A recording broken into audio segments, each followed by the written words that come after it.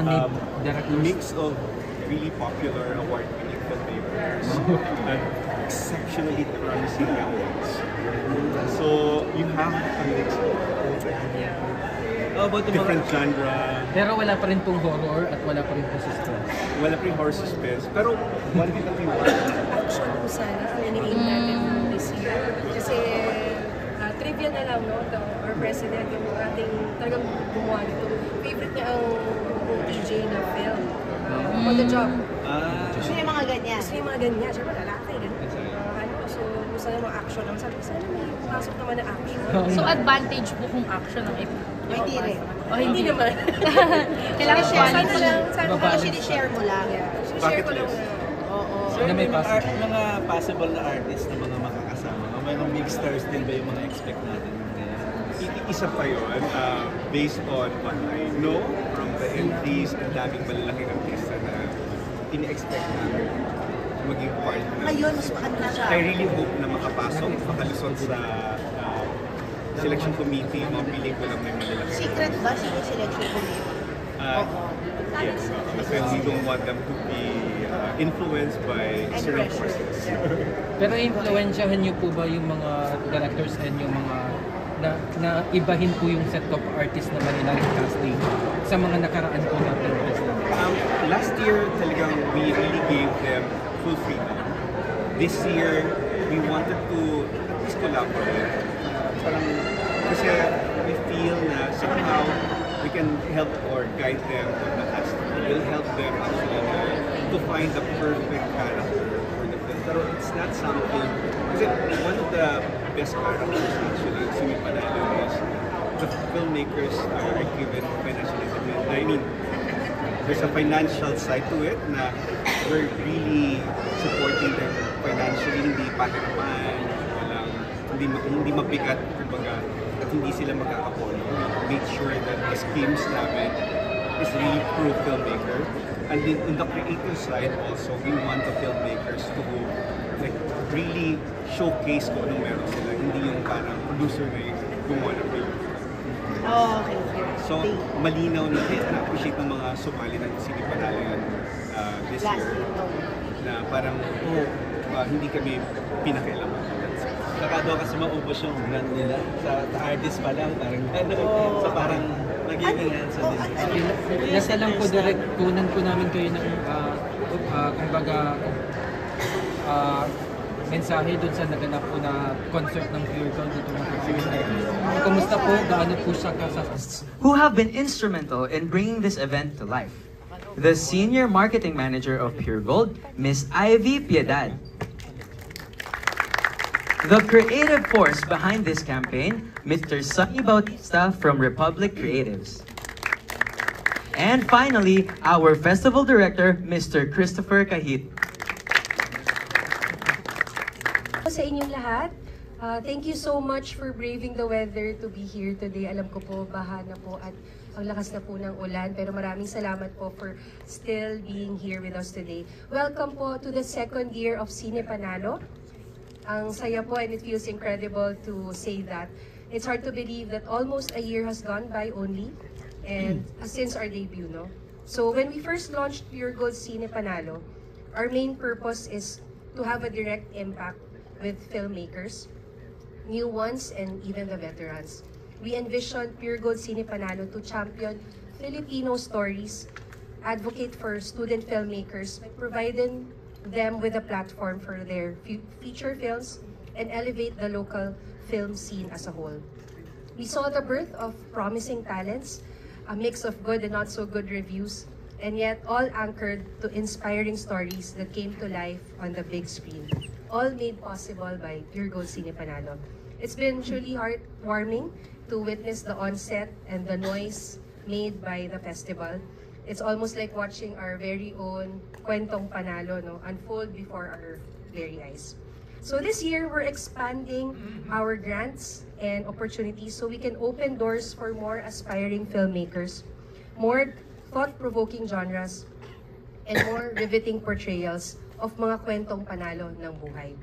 To our friends at MTRCB, Mowal Fund, Optima Digital, CMB Films, Araneta City, and Gateway Cinemas, I would like to express our deepest gratitude siguro for the Araneta City and Gateway, no, from our just concluded concert now with Cine Panalo. So I would like to express our deepest gratitude. Your endless support has made this second year of Pure Gold Cine Panalo possible. To our first batch of filmmakers, some of them are here, I want to say thank you. You guys have set the bar so high, and we are deeply honored to have played a small part in sharing your stories. To our core team, Insight 360, led by Direk Chris Kahilig, Pure Gold Marketing Team, and Creatives Agency, Republic Creative, thank you for sharing the vision. Thank you for helping it be real for students and full-fledged directors. And to our audience, mga ka-Pure Gold film buffs and enthusiasts, we thank you for your continued support. You are the heart of Pure Gold Cine Panalo, and you inspire us to make sure that a new breed of Filipino stories and films continue to thrive. Together, let's make Pure Gold Cine Panalo more exciting and memorable this year. Maraming salamat, mabuhay at always panalo ang pelikulang Pilipino. Maraming salamat po. Thank you, Ms. Evie. We are indeed so pumped to kick off the 2025 Pure Gold Cine Panalo Film Festival. Now, to give us a few words, may I call on the COO of Unibrom, Ms. Irene Jose. Good evening. On behalf of the Araneta Management, I would like to welcome you all to Gateway Cineplex on the major launch of the Pure Gold Cine Panalo Film Festival. Truly, we are very proud for being your exclusive partner to this milestone and momentous events. And not to forget the very successful Thanksgiving concert nasa atin ang Panalo recently held in one of our entertainment venues, no less than the Smart Araneta Coliseum. Congratulations to Pure Gold, who has really dominated the retail payment. I hope you will continue to inspire the industry to discover filmmakers with their uplifting stories and with more stories to tell. Once again, thank you, good luck, and congratulations in your upcoming events. Enjoy the rest of the evening. Good afternoon, everyone. I'm sure everyone is curious about what will happen in the year 2 of Pure Gold Cine Panalo. We're so excited to present to you that this year is going to be bigger and bolder. We are scaling up things for Pure Gold Cine Panalo.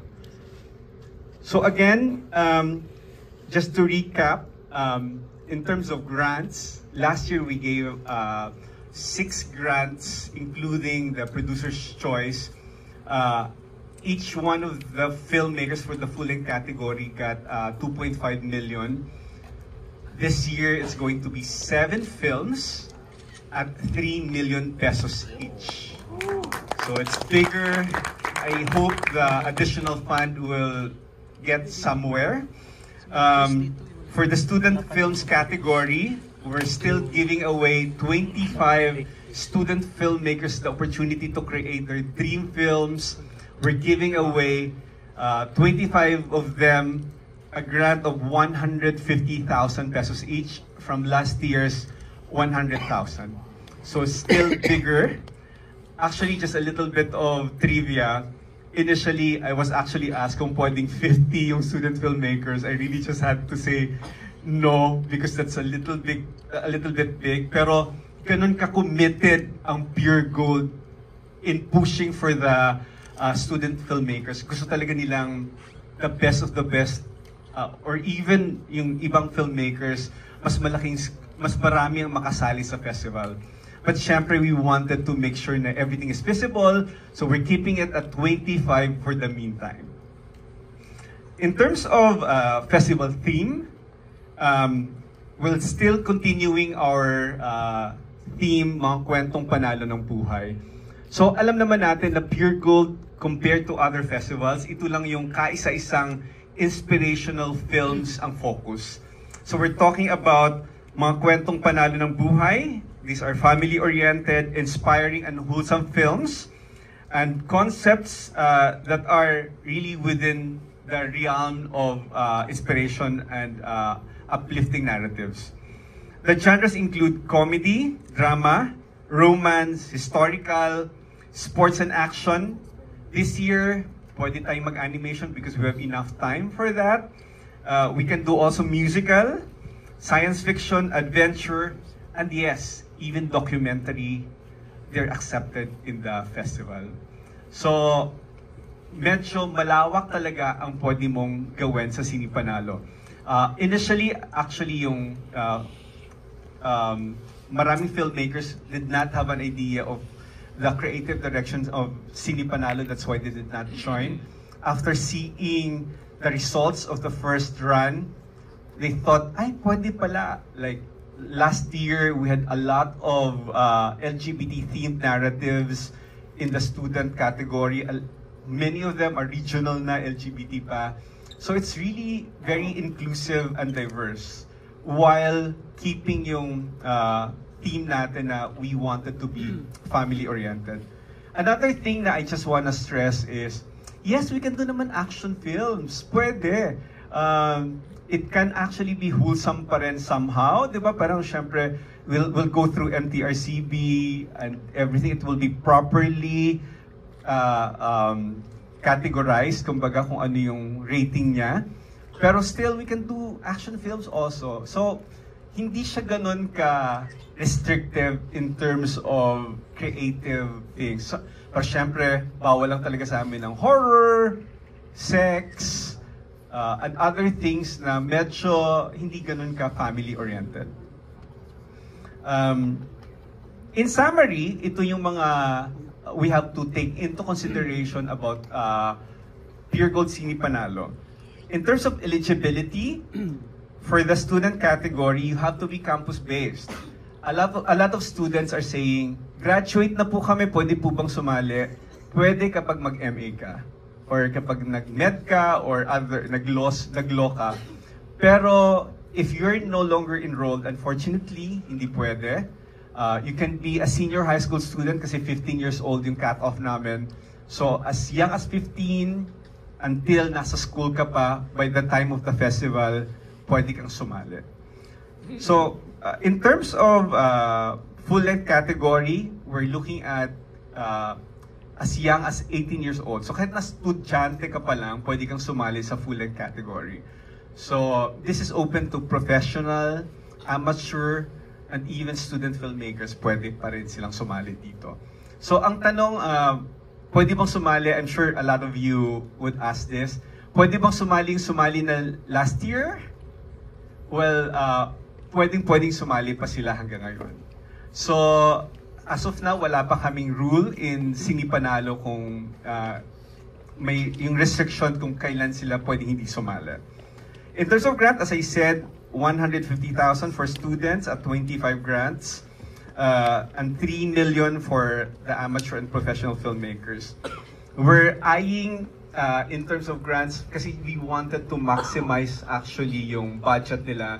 So we're thinking, we're actually in talks now with other partners for the festival who would give maybe a lot of discounts and support for them sa production process. So, sooner we'll be announcing all these partnerships, and ngayon pa lang nagpapasalamat na ako sa kanila kasi it's going to be really impactful sa film quality na magagawa. Also for the rights, students will be in perpetuity under Pure Gold, particularly yung digital rights for that. While we're keeping actually certain films for the international film festivals, sinasali namin sila. Yung students, most of them will be uploaded after the festival in the Pure Gold channel on YouTube. In terms of full-length category naman, it's 100% for Pure Gold in social media. So yung mga possible YouTube placement, FB and TikTok, it's going to be under Pure Gold.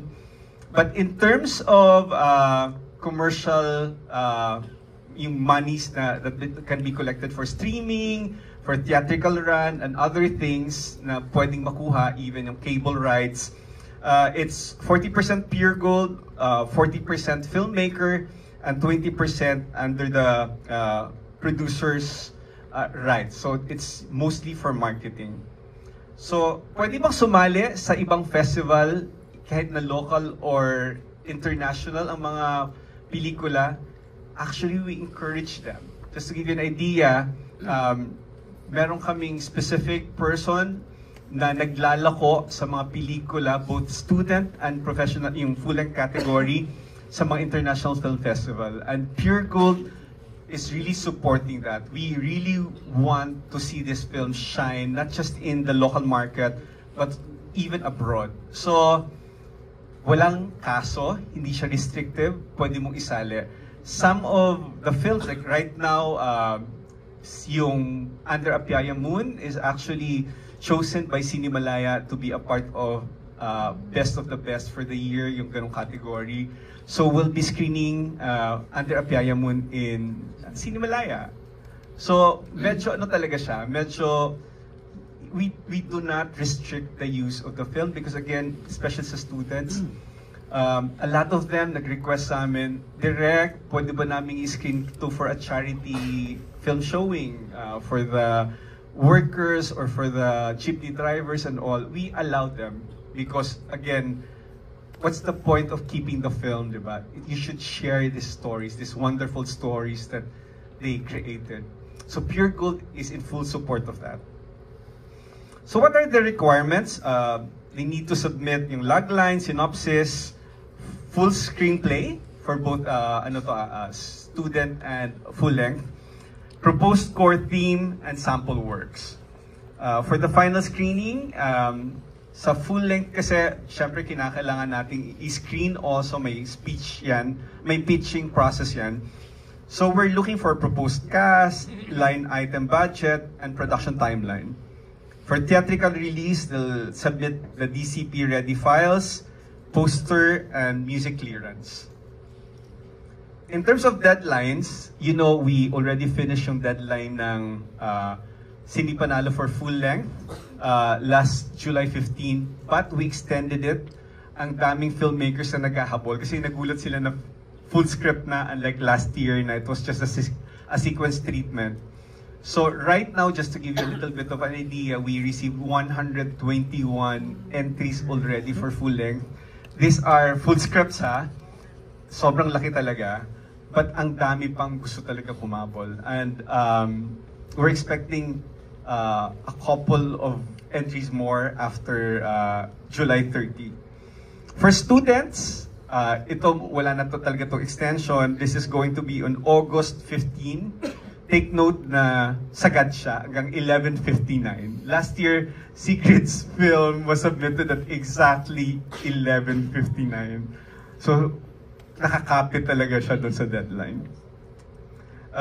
For the pitch process, I just wanna discuss this. Kasi again, for full length, mayroon tayong pitch process. So,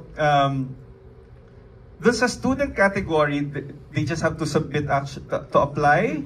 We'll read them, we'll release the top 40. After yung top 40, we'll identify the final 25. And then, diretso na silang film production and festival proper.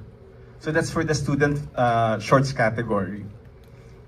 For the full-length category, right now what happened was, we accepted their applications. May initial kaming pre-reading. Again, we pre-read because for both students saka full-length, we pre-read because a lot of them have themes na hindi acceptable actually sa festival. Like, minsan may nagsasubmit ng medyo sexy film or horror film or something else na alam mo nang hindi pwede, ini-insist mo pa rin isubmit. Yung mga ganon. So, we kinda weed out those na medyo kaskas na masyadong story. Halimbawa, last year meron tayong films na may road trip with a kid. Kapag may mag-submit this year ng road trip with a kid, more likely, pasensya na po, nagamit na yung last year. So, hindi na siya pasok. So, right now, we're really screening each films. Siyempre, we also have to make sure that the filmmakers, bago man yan o luma yan, have a good reputation because we're talking here of, syempre, resources also, and we have to make sure that the funds land to the deserving filmmakers. So we'll release the top 15 shortlisted filmmakers. All the 15 filmmakers will go through a pitching process. They'll present the concept to us. 7 of them will be given the grants. They'll be producing the films from September this year until February next year. So mahaba yung timeline nila. And the festival proper is going to be in March again here in Gateway 2 na tayo. Gateway 2 na, hindi na sa old one. So this is going to be the new home of Pure Gold Cine Panalo. Thank you so much talaga. This is, you know, our partnership has been very fruitful. Sobrang, from 3 days, naging 5 days, naging 2 weeks. That was amazing. That was such a moment for us. So these are the key dates that we have to remember for Cine Panalo. For the student category, August 15 will be the deadline of application. We'll know the top 25 on September 26. So they have enough time actually from September until March. Meron silang time to prepare for the student shorts. And like last year, parang ano lang eh, they had, it was announced in December and the films were ready by March. So, ang layo ng timeline natin ngayon. In terms of full-length categories naman, July 30 is the deadline. August 15 is the announcement of the top 15 shortlisted films. And August 24 is the announcement of the winning pitches. So 7 ang ma-announce sa August 24. And guys, just to give you a little bit of a tease, insanely crazy batch this year. Yung one you can see so many big names, so many exceptionally promising filmmakers submitting, first-time filmmakers. So we're really hoping to have a really good batch of films this year. Yung 7 na yan, talagang pahirapan bago pumasok. So, again, in terms of key dates for all categories, January 24 is our official press presentation of all the filmmakers. As usual, kagaya last year, yung mga student filmmakers natin coming from the provinces, we'll also invite them to Manila, we'll invite them in for the press con. We took care of all the student filmmakers last year, ganun din this year. March 14 to 25 are the dates of the festival proper. So, medyo maraming kaming pasabog this year, abangan nyo. It's not going to be a normal festival run na lang. Meron pang mas magandang moments. Kasi dati, even our gala, since we thought it was really just a 3-day run, medyo siniksik talaga namin. And even yung awards night namin was on the last day, on the 3rd day. So now we're looking at a longer timeline. We can actually spread out yung mga activities natin, yung mga gala and everything. So mas may time na talaga yung mga filmmakers to invite. They would have moments talaga that they can create for the films. March 19 is going to be our awards night. So that's going to be another highly anticipated event. So again, our cinema partner pa rin as of today. And talagang we're exclusively here in Gateway Cineplex 18. Thank you so much again. And abangan po natin ang iba pang mga partners that we are going to announce soon. So, last but not the least, you know, after Cine Panalo ended, yung life actually ng mga films, they're just starting elsewhere. Like for instance, just to give you an idea, Under a Piaya Moon, our Best Picture, was such a hit in Bacolod.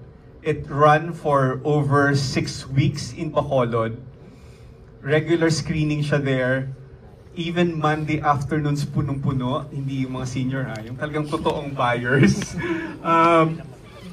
And according to our cinema partner in Bacolod, the box office performance is comparable to Rewind last December in Bacolod. So over the weekend also we had a screening in another theater here in Manila. It's another upscale market, and until now it was supposedly a one-day screening. Until now they're still screening it because there's so much demand for the film. So on top of it, again, we're expecting more festival runs, and I'm announcing actually today something big. 3 of the films got in to a couple of festivals abroad. So ito yon. So first and foremost, we have A Love Story of Carlo Obispo. Is Carlo around? Carlo, come here! Congratulations! So Carlos, A Love Story got in sa Chagran Film Festival. Please come here. And congratulations, it's in competition. Chagran is actually a big festival in India. It's a touring festival. It goes to 18 cities in India. And according to our sources, it's sobrang well attended. Like, ang dami talagang nanunood. So I think, Direk, what can you say? Excited pa ako. Ilan tayo magpa-fly? For sure, napupunta ng India si Direk Carlo, courtesy of Pure Gold. Sasama ba ako? So yun. So we're sending Direk Carlo to India for the festival. Also, for the Children's Showcase non-competitive section, we have Road to Happy. It's represented by the lead actor, a nominee also for Best Actor, and also the executive producer of the film. We have VJ Mendoza here representing Road to Happy. VJ, what can you say? Let's go to India. So, sobrang Miss Ivy, so super thank you, Pure Gold Fam. Direk, Chris, God, grabe. Nanginig ako. First time ko kasi, so, ayun. Wala akong masabi. Actually, ang tagal ko na pong alam, tapos pagdating ko dito, ang dami ko pang ni-rehearse, sabi ko, pagdating dito, wala na akong masabi. Sobrang happy and excited. Yeah. Let's go.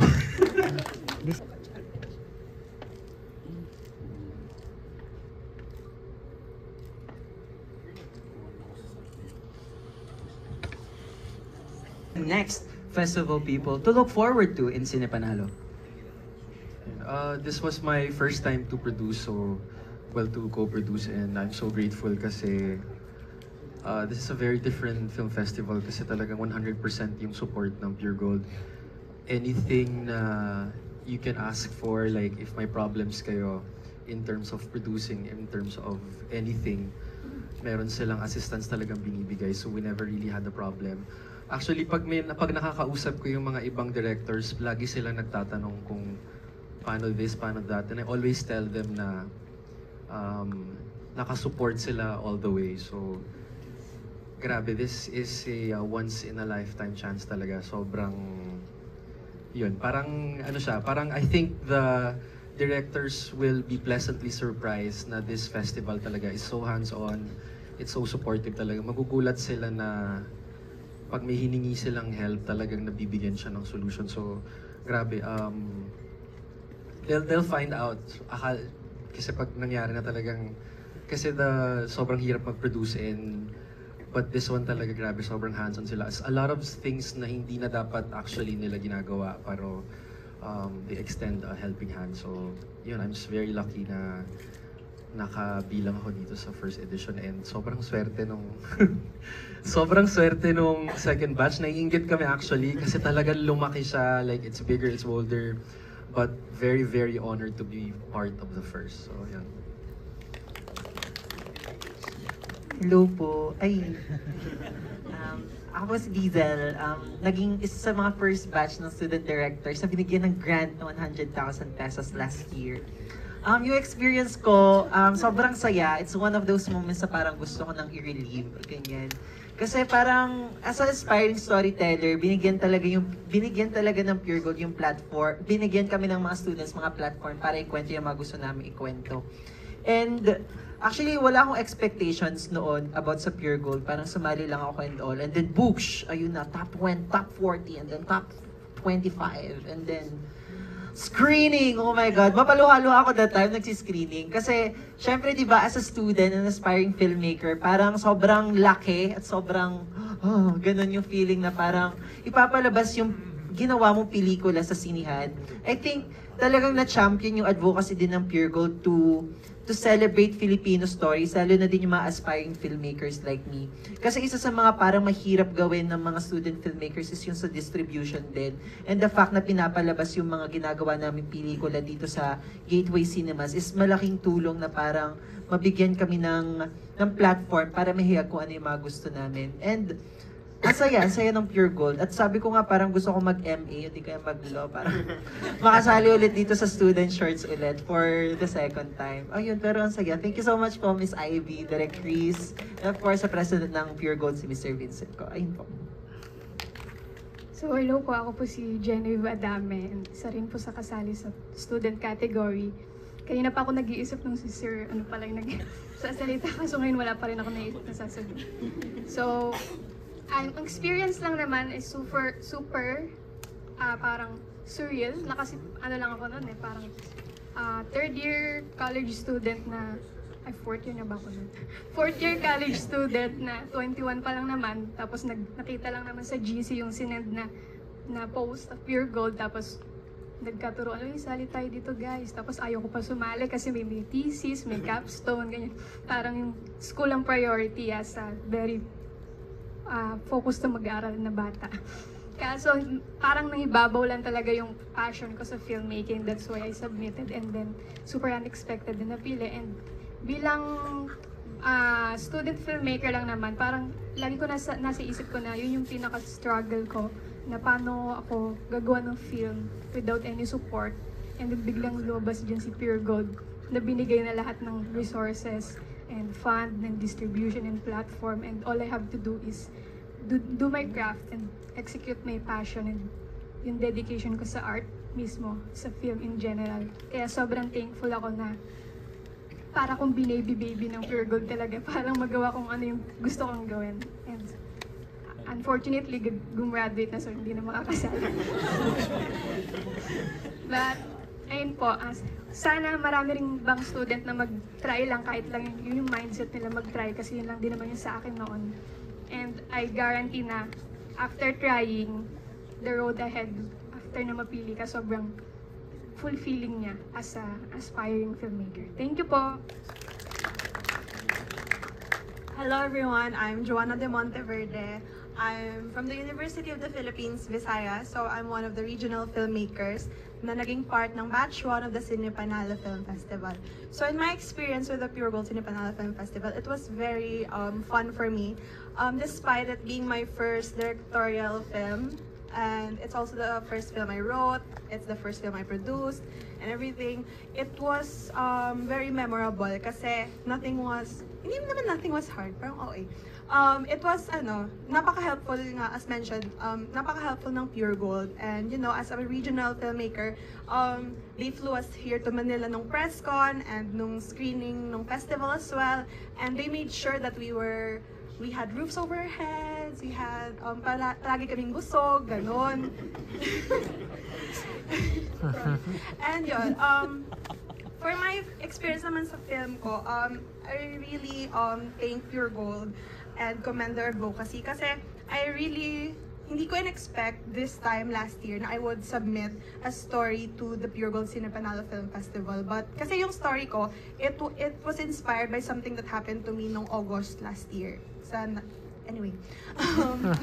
So yun, nag-submit lang ako. I didn't tell anyone. I just told my producer who was sitting over there a few days before the announcement.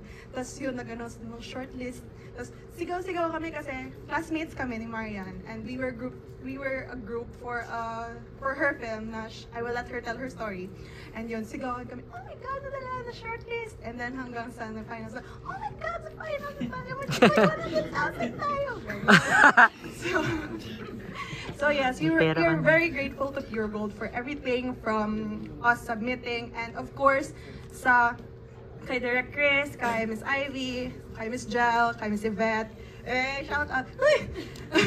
Yun po kasi despite our questions, like minsan out of office hours na kami nagtatanong, Direct, Miss, pwede bang ganito, ganyan? They never made us feel na tas walang laman. Ba't ka nagtatanong? Tas walang laman. So yun, thank you so much, Miss Ivy, Direct Chris, and Mr. Vincent ko. And I'm hoping na marami pang students ang submit this year because yun nga, the grant is bigger. And guys, Pure Gold will not let you down. Thank you. Rexona.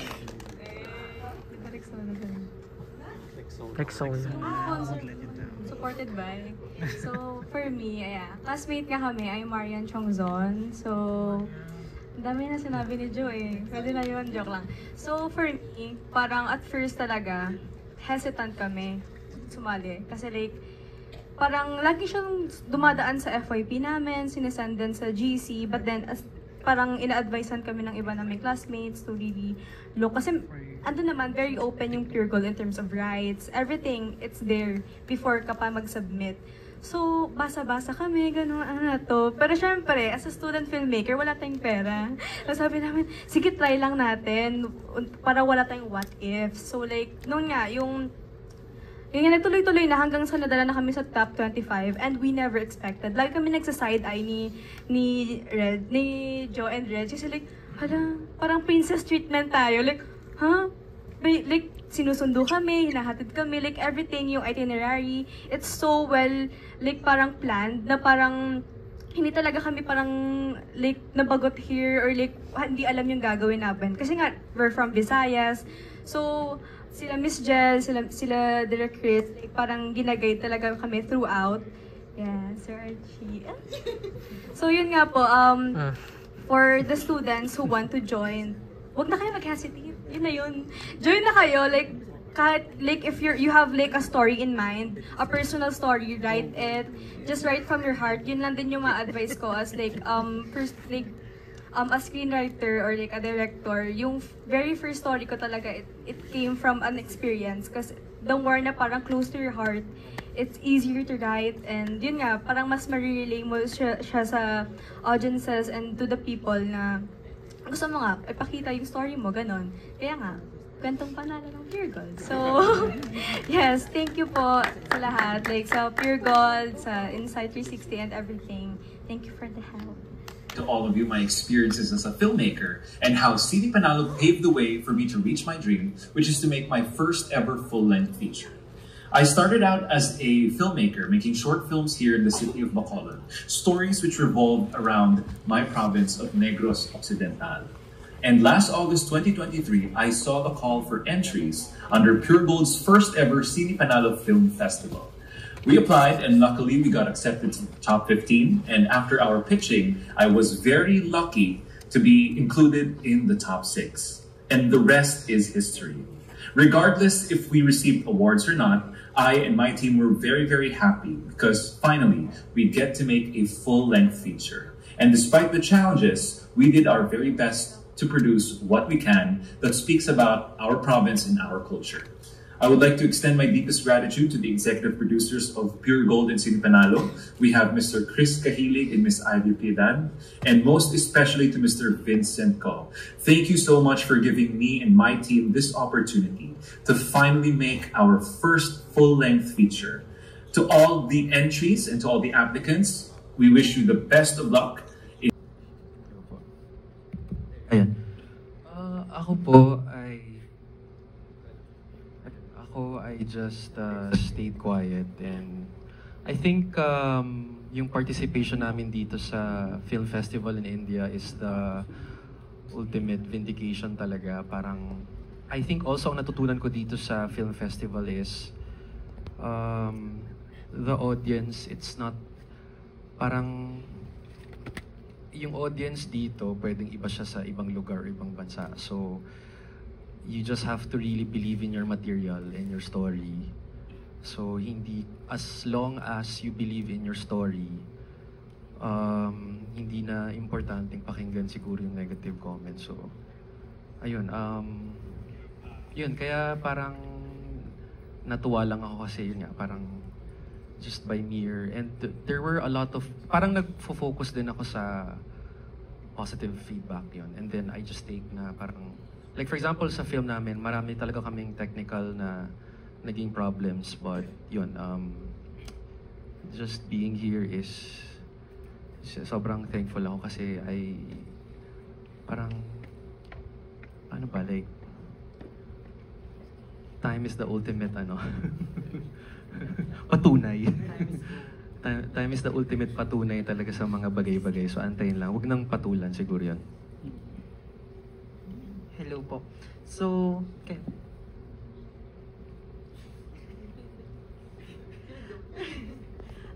For me po, with my film being released sa YouTube channel ng Pure Gold just last Thursday, I believe, tambay po ako sa comments. I really like reading comments, and tambay rin po ako sa Letterboxd.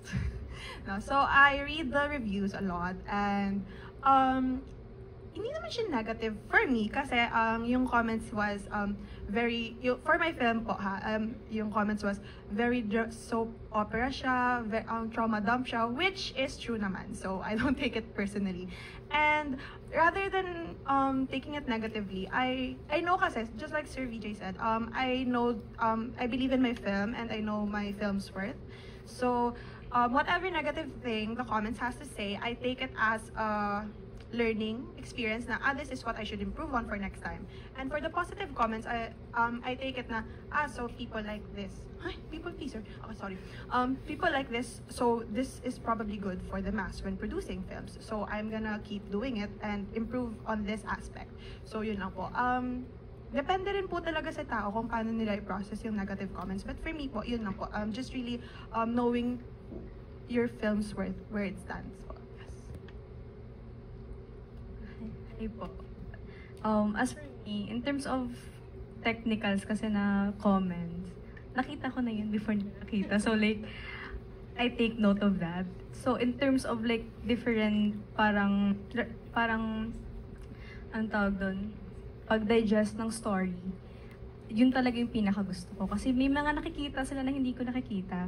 Like may one time na nag-ask sa akin na parang, yung ganito mo, yung pink na ganito mo sa story, parang ganito ba yung representation? Sabi ko, it could be that. Pero hindi ko yung naisip. Parang, yun yung talagang gano'ng kalawak yung mind ng mga audiences when they see such things that I don't see. Yun doon ako na-amaze. So like, I really love reading also the comments, kung ano yung sentiments nila, kung paano nila natatake in yung story. Yun po.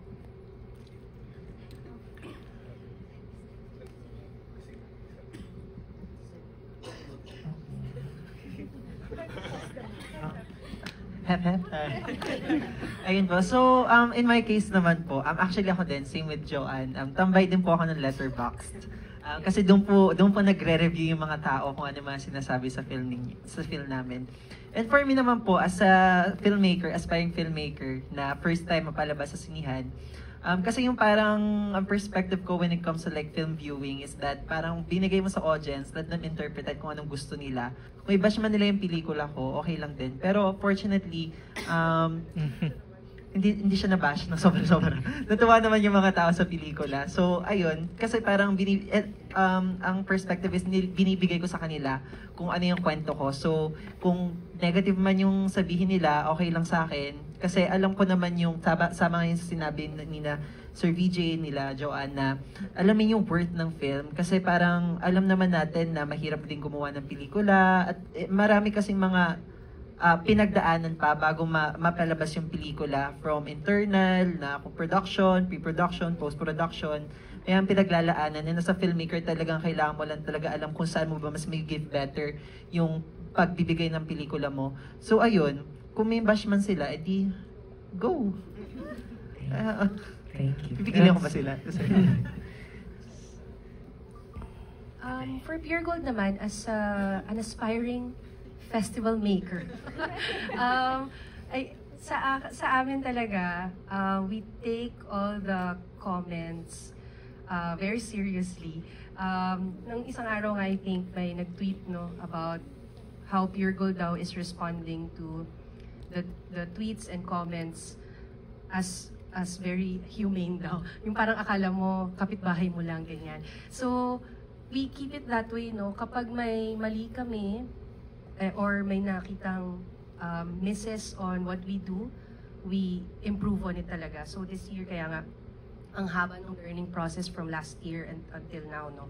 So it's an ongoing learning and improving process for Pure Gold. And yung mga naka-appreciate din naman, we take it more seriously. Masaya syempre sa feeling na nakaka-happy at nakaka-bless ka ng mga ganitong films, no, sa public, sa customers and all, no. And so I think ganun lang, hindi magiging always panalo yung brand if we don't appreciate everything that we get, no. So yan. Thank you, Miss Ivy. Actually, we have a very similar perspective ni Miss Ivy. There's a certain level of humility that we accepted. Last year was our first time to run a festival, and it will not be successful if we have this parang close-mindedness. We really listen. We actually deeply appreciate all your feedbacks, negative yan o positive. Nothing will go to waste. Kasi we feel na if it's something negative that we can work on, i-improve namin. So the festival is learning, it's evolving, it has a certain level of humility, but we take pride also with the great things that we were able to accomplish in such a short period of time. So we do not disregard opinions of people. We respect them, we value them, and see whether these opinions have merits moving forward. Thank you.